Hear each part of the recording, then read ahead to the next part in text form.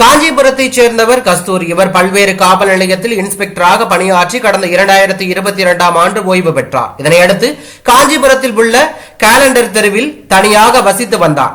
இவரது கணவர் ஏற்கனவே உயிரிழந்த நிலையில் தனது ஒரே மகனும் வடமாநிலத்தில் தனியார் நிறுவனத்தில் பணியாற்றி வருகிறார். இந்த நிலையில் நிலங்களை வாங்கி விற்கும் ரியல் எஸ்டேட் தொழிலை கஸ்தூரி பார்த்து வந்துள்ளார்.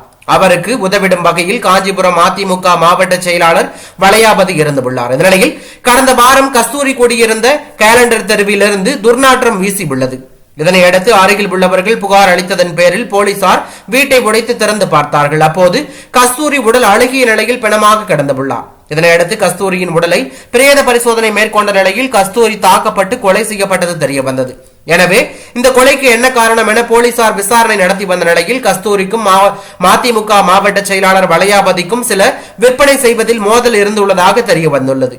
இதனையடுத்து சென்னைக்கு குடும்பத்தோடு சென்று கொண்டிருந்த வளையாபதியை காஞ்சிபுரம் அருகே கருக்குப்பேட்டை பகுதியில் போலீசார் மடக்கு பிடித்து விசாரணைக்காக அழைத்துச் சென்றார்கள். அப்போது அவர் தனது நண்பர் பிரபு என்பவரோடு கஸ்தூரியை சேர்ந்து கொலை செய்ததாக உண்மையை ஒப்புக்கொண்டார். மேலும் காலண்டர் தெருவில் உள்ள வீட்டை விற்பனை செய்வதில் ஏற்பட்ட மோதல் காரணமாக கொலை செய்ததாக கூறினார். இதனையடுத்து வளையாபதியை சிறையில் அடைத்த போலீசார் பிரபுவை தேடி வருவதாக தகவல் வெளியாகி பரபரப்பை ஏற்படுத்தி உள்ளது.